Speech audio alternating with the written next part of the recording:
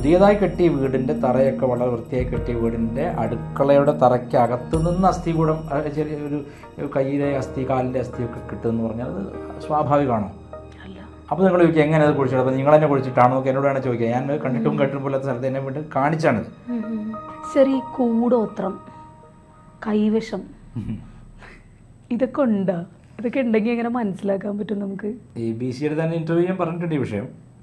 കൂടോത്രമുണ്ട്, ഗൂഢപത്രം എന്നാണ് ശരിക്കുള്ള പദം. ഈ എഴുതി ഓലയിൽ എഴുതിയിട്ട്, ചെമ്പോലയിലൊക്കെ എഴുതിയിട്ട് കൂട്ടിനകത്താക്കിയിട്ട് കുഴിച്ചിടുകയും ഒക്കെ ചെയ്യുന്ന പണ്ടത്തെ പരിപാടികളാണ്. ഇല്ല എന്ന് പറയുന്നവർക്ക് ഒരു വിഷമമില്ല, അവർക്ക് ഇല്ല എന്ന് പറഞ്ഞാൽ മതി. അവരോട് കൂടുതൽ ചോദ്യം ചോദിക്കില്ല. ഉണ്ട് എന്ന് പറയുന്നതിനെ കൂട്ടം ചേർന്ന് ആക്രമിക്കും. അപ്പോൾ ഉണ്ട് എന്നത് അനുഭവത്തിൽ നിന്നാണ്. അസ്വാഭാവികമായ കാര്യങ്ങൾ വരുമ്പോൾ ഒരു മനുഷ്യൻ എപ്പോഴും ശ്രദ്ധിക്കണം. എത്ര എഡ്യൂക്കേറ്റഡ് ആണെങ്കിലും, എത്ര എഥീസ്റ്റിക് ആണെങ്കിലും, അഗ്നോസ്റ്റിക് ആണെങ്കിലും, നമുക്ക് അസ്വാഭാവികമായ ജീവിതത്തിൻ്റെ സ്വാഭാവികമായ ഒഴുക്കിന് വിഘാതമായിരിക്കുന്ന എന്തെങ്കിലും വന്നാൽ പരിശോധിക്കണം എന്തുകൊണ്ടത് വന്നു. ഇപ്പോൾ ഞാൻ ആ ഇൻ്റർവ്യൂവിൽ തന്നെ പറഞ്ഞു തോന്നുന്നു, കഴിഞ്ഞ ഒരു ദിവസം ഞാനൊരു 4-5 മാസം മുമ്പാണ് പുതിയതായി കെട്ടിയ വീടിൻ്റെ തറയൊക്കെ വളരെ വൃത്തിയായി കെട്ടിയ വീടിൻ്റെ അടുക്കളയുടെ തറയ്ക്ക് അകത്തു നിന്ന് അസ്ഥികൂടം, ചെറിയൊരു കയ്യിലെ അസ്ഥി, കാലിൻ്റെ അസ്ഥിയൊക്കെ കിട്ടുമെന്ന് പറഞ്ഞാൽ അത് സ്വാഭാവികമാണോ? അപ്പോൾ നിങ്ങൾ ചോദിക്കുക എങ്ങനെ അത് കുഴിച്ചിട്ട്? അപ്പോൾ നിങ്ങൾ എന്നെ കുഴിച്ചിട്ടാണോ നോക്കി എന്നോട് വേണം ചോദിക്കുക. ഞാൻ കണ്ടിട്ടും കേട്ടിട്ടും പോലത്തെ സ്ഥലത്ത് എന്നെ വീട്ടിൽ കാണിച്ചാണിത്. അപ്പോൾ ഈ അസ്വാഭാവികത വരുമ്പോൾ കുറച്ച് ഡിവൈനേഷൻ അറിയാവുന്ന അല്ലെങ്കിൽ ഇൻറ്റ്യൂഷനുള്ള വ്യക്തിക്ക്, തപസ്സുള്ളൊരു വ്യക്തിക്ക് അറിയാം ഇന്ന ഭാഗത്ത് അതിൻ്റെ പ്രഭവ കേന്ദ്രമുണ്ടെന്ന് മനസ്സിലാവും. അപ്പോൾ ജീവിതത്തെ മാറ്റിമറിക്കും. ഒരാളുടെ നല്ല രീതിയിൽ സാമ്പത്തികം ഉണ്ടായിരുന്ന ആളെ ചിലപ്പോൾ പെട്ടെന്ന് ദരിദ്രനാക്കാൻ പറ്റും. നല്ല കർമ്മങ്ങൾ, സത്കർമ്മങ്ങൾ ചെയ്ത് ധനികനാവാൻ ചിന്തിക്കുന്നവർ തന്നെ ദുഷ്കർമ്മം ചെയ്ത് മറ്റൊരാളെ ദരിദ്രനാക്കാൻ ശ്രമിക്കുമല്ലോ. അങ്ങനെയാവല്ലോ. അങ്ങനെയൊക്കെയുള്ള കർമ്മങ്ങളുണ്ട്, അതിനുള്ള ഫലങ്ങളും ഉണ്ട്, ഇല്ലെന്ന് ഞാൻ പറയുന്നത്. പക്ഷേ ഇതുകൊണ്ട് ഭയക്കുകയല്ല വേണ്ടത്.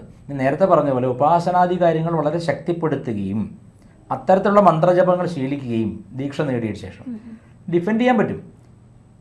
ബാധിച്ചു കഴിഞ്ഞാൽ പിന്നെ അതിന് ഷഡ്കർമ്മങ്ങളിൽ ഉച്ചാടനം, അതായത് ഈ ബാധയെ പുറത്ത് കളയാൻ ഉള്ള ശക്തിയുള്ള ആളുകളെടുത്ത് ചെന്ന് ഉച്ചാടനം ചെയ്യാൻ അങ്ങനത്തെ ആളുകളുണ്ട്. കേരളത്തിൽ നല്ല മന്ത്രവാദ പാരമ്പര്യമുള്ള തറവാടുകളുണ്ട്, ഒരുപാട് നല്ല വളരെ പഴക്കം ചെന്ന മന്ത്രവാദ പാരമ്പര്യമുള്ള ആളുകളുണ്ട്. അവരുടെ ചെല്ലണം, അങ്ങനെ ചെയ്യും. അപ്പോൾ നമ്മൾ അസുഖം വന്ന ഡോക്ടറെ കാണിക്കില്ലേ, അതുപോലെ അസ്വാഭാവികമായി നമ്മുടെ സ്വാഭാവിക ആരോഗ്യത്തിന് വിഘാതമായി എന്തോ നടക്കുമ്പോഴാണല്ലോ എന്തോ അസുഖം ഉണ്ടെന്ന് തോന്നുക. ഒരു അസുഖം ഡിറ്റക്ട് ചെയ്യുന്ന ഡോക്ടറല്ല, നമ്മളാണ്. നമുക്കൊരു പുറമേനെ നമ്മളല്ലേ ആദ്യം അറിയാം, എന്നിട്ടല്ലേ ഡോക്ടർ പറയുന്നുള്ളൂ. അപ്പോൾ അതുപോലെ നമുക്കതിനെ ഡിറ്റക്ട് ചെയ്യാനുള്ളൊരു സിസ്റ്റം എങ്കിലും ഉപാസനയോട് സിദ്ധിക്കും. ഉപാസന ചെയ്യുമ്പോൾ there is something wrong with that person. ഒരു വ്യക്തി വീട്ടിലേക്ക് വരുമ്പോൾ അവൻ്റെ വൈബ്രേഷൻ നെഗറ്റീവ് ആണെന്ന് തിരിച്ചറിയാനെങ്കിലും കഴിയണം. എനിക്കറിയാവുന്ന ഒത്തിരി പേരുണ്ട്, ഈ കൂടെ നിൽക്കുന്ന വ്യക്തി വളരെ നെഗറ്റീവാണെന്ന് തിരിച്ചറിയാതെ കൊണ്ടുനടന്ന് ദുഃഖം പേറുന്ന ആളുകൾ എനിക്കറിയാം. അതുപോലെ തന്നെ നെഗറ്റീവ് കർമ്മങ്ങൾക്കും ഫലമുണ്ട്. ഇത് മാറ്റാൻ വേണ്ടി ഷഡ്കർമ്മങ്ങളിൽ ഇപ്പോൾ പറയും വശ്യം, സ്തംഭനം, മാരണം, ഇങ്ങനെ പല 6 കർമ്മങ്ങളുണ്ട്. പക്ഷെ അത് ചെയ്യുന്ന ആൾ ശ്രദ്ധിക്കേണ്ടത്, എത്ര പണം മുടക്കി മറ്റൊരാളെ നശിപ്പിക്കാൻ ശ്രമിച്ചാലും അത് തിരിച്ചു വരും. ആ ചെയ്യുന്ന വ്യക്തിക്ക് തിരിച്ചു തന്നെ വരും. അപ്പോൾ അതുകൊണ്ട് ഇങ്ങനത്തെ കർമ്മങ്ങൾ ഇടപെടാതിരിക്കാൻ നല്ലത്. ഒന്നാമത്തെ കാര്യം, നമ്മൾ ഡിഫെൻസീവായിട്ടുള്ള കാര്യങ്ങളാണ് പറയുന്നത്. ഒരാൾക്ക് വന്നു പോയാൽ എങ്ങനെ അയാളെ രക്ഷപ്പെടുത്താം, ഉപാസനാദികൾ ചെയ്ത് എങ്ങനെ മാറ്റം വരുത്താം, അല്ലെങ്കിൽ ബാധ എടുക്കണം. ഇപ്പോൾ തകിടൊക്കെ കുഴിച്ചിട്ട് എടുക്കുക തന്നെ വേണം. അതിൻ്റെ ഇഫക്റ്റ് നളിഫൈ ചെയ്യാൻ വേണ്ടി എടുത്ത് അതിനെ ഒഴുക്കണം, അല്ലെങ്കിൽ നളിഫൈ ചെയ്യണം. കഴിഞ്ഞ ദിവസം എന്നെ ഒരാൾ വിളിച്ചിട്ട് പറഞ്ഞത്, ക്രിസ്ത്യനാണ് അയാൾ, വളരെ കൃത്യമായിട്ട് അവരുടെ പള്ളിയും മറ്റുമായിട്ട് നടക്കുന്ന ആളാണ്. അയാൾ എന്നെ വിളിച്ച് പറഞ്ഞത് അയാൾ 6 വർഷമായിട്ട് വളരെ കാര്യമായി ദുരിതം അനുഭവിക്കുകയാണെന്നാണ്. പിന്നീട് അത് പല രീതിയിലും നമ്മൾ ഒരു തകിട് എടുത്തു കൊടുത്തു അവരുടെ വീട്ടിൽ നിന്ന് തന്നെ. ഒന്നല്ല, പല തകിടുകൾ അവരുടെ വീട്ടിൽ നിന്ന് കണ്ടെത്തി. അപ്പോൾ അയാളത് ഒരിക്കലും അയാളുടെ ചിന്തയ്ക്ക് അപ്പുറത്തായിരുന്നത്. അയാൾ കൃത്യമായിട്ട് അയാളുടെ ബൈബിൾ വായിക്കുകയും അയാളുടെ പള്ളിയിൽ പോവുകയും വളരെ സമാധാനമായിട്ട് ജീവിക്കുകയും ചെയ്യുന്നൊരു ഗൃഹസ്ഥൻ.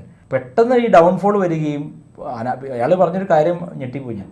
6 വർഷത്തിനുള്ള പലതവണ അയാളുടെ ശരീരത്തിൽ തീ പിടിക്കുക, അല്ലെങ്കിൽ പൊള്ളുക, എവിടെയെങ്കിലും ഒരു കാരണം വീഴുക, മുറിവ്, എള്ളി പൊട്ടുക, ഇങ്ങനെ പല പ്രശ്നങ്ങൾ, ദുരിതമയമായൊരു ജീവിതം പെട്ടെന്ന്. അതിന് കാരണമുണ്ട്. അപ്പോൾ ഞാനതിൻ്റെ ഇപ്പം നമ്മുടെ ഈ അവരുടെ പ്രശ്നം നോക്കുമ്പോൾ നമുക്ക് മനസ്സിലാവുമല്ലോ, എവിടെയെങ്കിലും ഒരു ശത്രു ഉണ്ടായിരിക്കും. ഒരു ശത്രു ഇല്ലാതെ വളരെ ശക്തനായ അല്ലെങ്കിൽ ദുഷ്ടമായി ചിന്തിക്കാൻ കഴിവുള്ള ഒരാളില്ലാതെ വരില്ല. ഈ തകിടിലൊക്കെ മാത്രം ഇതൊക്കെ ചെയ്യുള്ളൂ. ഇപ്പം അമ്മുമ്മയൊക്കെ പറഞ്ഞു കേട്ടിട്ടുണ്ട്, ചിലയിടത്തു നിന്നൊക്കെ ഒന്നും വാങ്ങിച്ച് കഴിക്കരുത്, ഇതിൽ ഭക്ഷണം. പിന്നെ ഈ കോഴിമുട്ട, നമ്മുടെയൊക്കെ അറിവിലെന്ന് വെച്ച് കഴിഞ്ഞാൽ കോഴിമുട്ട കളം വരച്ചു, ഇതൊക്കെയാണ് ഇതിന്റെ ഒരു സിമ്പിൾ. ദിലീപ് കൊണ്ട് കൊടുക്കുന്നത് അല്ലേ? പക്ഷെ അത് ഈ ആഹാരത്തിലൂടെ കിട്ടുന്ന കൈവിഷമാണ്. കൈവിഷത്തിന്റെ ശക്തി എന്ന് പറഞ്ഞാൽ അത് നേരത്തെ ബാധ കൊണ്ട് പറഞ്ഞവരാണ്. നമ്മുടെ ഉള്ളിൽ അത് ചെന്നാൽ നമ്മൾ പെട്ടെന്ന് തിരിച്ചറിയില്ല. സ്വാഭാവികമായ ഒരു ഗ്യാസ്ട്രിക് പ്രോബ്ലം പോലെയോ അല്ലെങ്കിൽ ഒരു അങ്ങനത്തെ ഒരു ആണ് ആ സിംറ്റംസ് ഒക്കെ വരുള്ളൂ. പക്ഷെ മെല്ലെ മെല്ലെ മെല്ലെ മെല്ലെ മെല്ലെ അത് ആ വ്യക്തിയെ തളർത്തും. ഡിസിഷൻസ് തെറ്റിക്കും. അയാളുടെ സ്വന്തം തീരുമാനങ്ങൾ തെറ്റായിപ്പോകും. തെറ്റായ തീരുമാനം എടുത്താൽ മതി ഒരു മനുഷ്യൻ നശിക്കാൻ. തെറ്റായ വാക്കുകൾ പറഞ്ഞു പോവുക, തെറ്റായ പ്രവൃത്തികൾ ചെയ്തു പോവുക. അയാളുടെ സൈക്കിയെ അയാളുടെ അകത്തിരുന്നുകൊണ്ട് മറ്റൊരു ശക്തി നിയന്ത്രിക്കുന്ന അനുഭവം ഉണ്ടാകും. അങ്ങനെ ഒരുപാട് പേരുടെ അനുഭവങ്ങൾ എൻ്റെ ജീവിതത്തിൽ ഞാൻ കണ്ടിട്ടുണ്ട്. എനിക്ക് തന്നെ പേഴ്സണൽ അനുഭവം ഉണ്ടായിട്ടുണ്ട്. ഞാൻ കഴിഞ്ഞ ഇതിൽ രാമേന്ദ്രൻ സാറുമായിട്ടുള്ള ഇൻ്റർവ്യൂവിൽ പറയുകയും ചെയ്തിരുന്നു. എനിക്കെൻ്റെ വ്യക്തിപരമായിട്ട് ഉണ്ടായിട്ടാണ്. അപ്പോൾ ഇതിനൊരു പ്രശ്നം, ഇങ്ങനെ ഒരു പ്രശ്നം ഉണ്ടെന്ന് പറഞ്ഞ ഉടനെ അത് എടുത്തു കൊടുക്കാമെന്ന് പറഞ്ഞ് വരുന്ന വേറെ മാഫിയുണ്ട്, തകിടെടുക്കൽ മാഫിയ. അപ്പൊ അത് നമ്മൾ സത്യം we are standing between the sea and the devil. ഇപ്പം നമുക്കൊരാൾ ദോഷം ചെയ്യാൻ വേണ്ടിയിട്ട് ഇങ്ങനെയൊക്കെ ചെയ്തെന്ന് വിചാരിക്കും, പക്ഷെ നമ്മളുടെ നന്മ ഉണ്ടെങ്കിൽ നമുക്ക് കേൾക്കൂ. ഈ നന്മ എന്ന് പറഞ്ഞാൽ എന്താണ്? നമ്മൾ ഒരു സാധുവാണ്, ആരും ഉപദ്രവിക്കുന്നില്ല, ഇതൊക്കെയല്ലേ ഉള്ളൂ. പക്ഷെ നമ്മുടെ ശത്രുത വരുന്ന രീതിയിൽ ഒരു സക്സസ് വന്നാൽ, ഇപ്പോൾ നല്ലോണം മാങ്ങ കായ്ച്ചു നിൽക്കുന്ന ഒരു മാവിന് കല്ലേറുള്ളൂ. അതുപോലെ നമുക്ക് വിജയം ഉണ്ടായി തുടങ്ങിയാൽ, അല്ലെങ്കിൽ നമ്മൾ അസാധാരണമായ ഒരു അച്ചീവ്മെന്റ് നേടിയാൽ, അല്ലെങ്കിൽ നമുക്കൊരു സൗന്ദര്യമോ അല്ലെങ്കിൽ ഒരു നല്ല വസ്ത്രമോ നമ്മളിൽ അസൂയ ഉണ്ടാക്കുന്ന എന്തെങ്കിലും ഒരു ഘടകം ഉണ്ടായാൽ മതി. നന്മയുണ്ടെന്ന് പറഞ്ഞിട്ട് ആരും നമ്മളെ വെറുതെ വിടാൻ പോകുന്നില്ല. അങ്ങനെയാണെങ്കിൽ ലോകത്ത് ഉപദ്രവിക്കപ്പെട്ട ആളുകളൊക്കെ നല്ലവരായിരുന്നല്ലോ. നല്ല മനുഷ്യരെല്ലാം ഏറ്റവും കൂടുതൽ ഉപദ്രവിച്ചിട്ടുള്ളത്. അപ്പൊ ഈ നല്ലത് എന്ന് പറയുന്നതിനെ ലോകത്തിന് കണ്ടുകൂടാ, ഉറപ്പല്ലേ? അപ്പൊ നന്മ എന്ന് പറയുന്ന ഒരു ക്വാളിറ്റി ആയിട്ടല്ല ലോകം കാണുന്നത്. നന്മയുണ്ട്, എന്നാ അവനെ കൊന്നേ പറ്റൂ എന്നാണ്. അപ്പൊ അതുകൊണ്ട് നന്മയുണ്ട്, അതുകൊണ്ട് എന്നെ ആരും ആക്രമിക്കില്ല എന്ന് ആർക്കും പറഞ്ഞിരിക്കാൻ പറ്റില്ല. നന്മയുള്ളവൻ ആദ്യം ആക്രമിക്കപ്പെടും. ഒരു കാട്ടിൽ ചെന്ന് കഴിഞ്ഞാൽ നേരെയുള്ള തടിയാണ് ആദ്യം മുറിക്കുക. വളഞ്ഞ തടിയൊന്നും അത്രേ ഉള്ളൂ. അപ്പൊ നേരും നന്മയുള്ളവൻ ആദ്യം ചിന്തിക്കേണ്ടത് ഇതിനെ ഞാൻ പ്രൊട്ടക്ട് ചെയ്യണം. I have to protect my goodness. Goodness must be protected. അതിനുള്ള കർമ്മങ്ങളും ജപവും മറ്റ് സാധനങ്ങളൊക്കെ ചെയ്തു കൊള്ളണം എന്നാണ് ഞാൻ നേരത്തെ ആദ്യം പറഞ്ഞത്. പ്രാർത്ഥനയല്ല, ഹിന്ദു ധർമ്മത്തിൽ പ്രാർത്ഥനയേക്കാൾ ജപം, മന്ത്രജപം, കവചങ്ങൾ ജപിക്കുക, മന്ത്രം ജപിക്കുക, ദീക്ഷ നേടിയിട്ട് ഗുരു. പ്രാർത്ഥന എന്ന് പറയുന്നത് ഒരുതരം ബഗരിയാണ്. അതായത് ഒരു എനിക്ക് അത് തരണേ, അപ്പം തരണേ, മുട്ട തരണേ, അങ്ങനെ ആ തരണേ എന്നുള്ള അഭ്യർത്ഥനയല്ല ഇത്. പ്രാർത്ഥനയല്ല ശരിക്കും വേണ്ടത്.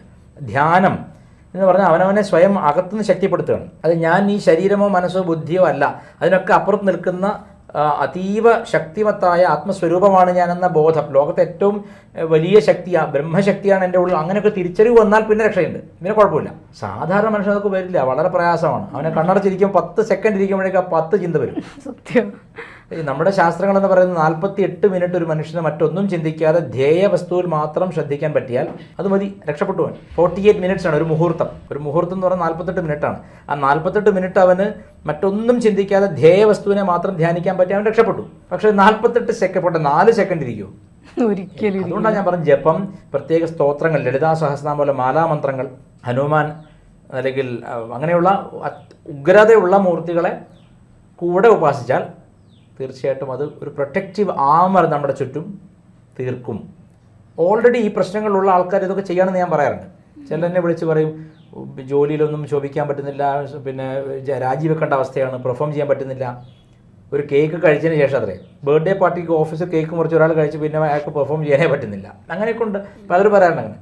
ചിലർക്ക് 80 വയസ്സിൽ 81 വയസ്സുള്ള ജാതകം അയച്ചു തന്നെ എനിക്ക്. അയാളുടെ പ്രശ്നം എന്താ വെച്ചാൽ അപാനവായു സ്തംഭിച്ചു, കക്കൂസ് പോകാൻ പറ്റുന്നില്ല. ഇപ്പോഴല്ല, 12 വർഷമായിട്ട് ആളത് അനുഭവിക്കുകയാണ്. അങ്ങനെ ചെയ്യാൻ പറ്റും. ഇത്രയും വലിയ അറിവുകൾ പറഞ്ഞു. ഇത് വലിയ അറിവൊന്നുമല്ല, ഇതൊക്കെ നാട്ടുകാണ്, നമ്മൾ അറിയാത്തതുകൊണ്ടാണ്. ഇതൊക്കെ വലിയ അറിവൊന്നുമല്ല. എന്നെ സംബന്ധിച്ച് വലിയ അറിവ് ആത്മാവിനെ കുറിച്ചുള്ള അറിവാണ്. എന്നെ സംബന്ധിച്ചും ചിലപ്പോ ഒരുപാട് പ്രേക്ഷകരെ സംബന്ധിച്ച് ഇതൊരു പുതിയ അറിവുകളായിരിക്കും. എന്തായാലും നന്ദി സർ. സന്തോഷം. ജ്യോതിഷമോ വാസ്തുവോ പൂജയോ നിങ്ങൾക്ക് ആവശ്യമുണ്ടോ? താഴെ കാണുന്ന നമ്പറിൽ വാട്സപ്പ് ചെയ്യൂ. നിങ്ങൾ ചെയ്യേണ്ടത് ഇത്രമാത്രം: താഴെ കാണുന്ന നമ്പർ നിങ്ങളുടെ മൊബൈലിൽ സേവ് ചെയ്യൂ. അതിനുശേഷം ഞങ്ങളുടെ നമ്പറിലേക്ക് വാട്സപ്പിലേക്ക് ഹായ് അയയ്ക്കൂ. ജ്യോതിഷ സംബന്ധമായ എല്ലാ ആവശ്യങ്ങൾക്കും ABC മലയാളം നിങ്ങളോടൊപ്പമുണ്ട്. ജ്യോതിഷവുമായി ബന്ധപ്പെട്ട എല്ലാ വിശേഷങ്ങളും നിങ്ങളിലേക്കെത്താൻ ABC ജ്യോതിഷം സബ്സ്ക്രൈബ് ചെയ്യുക.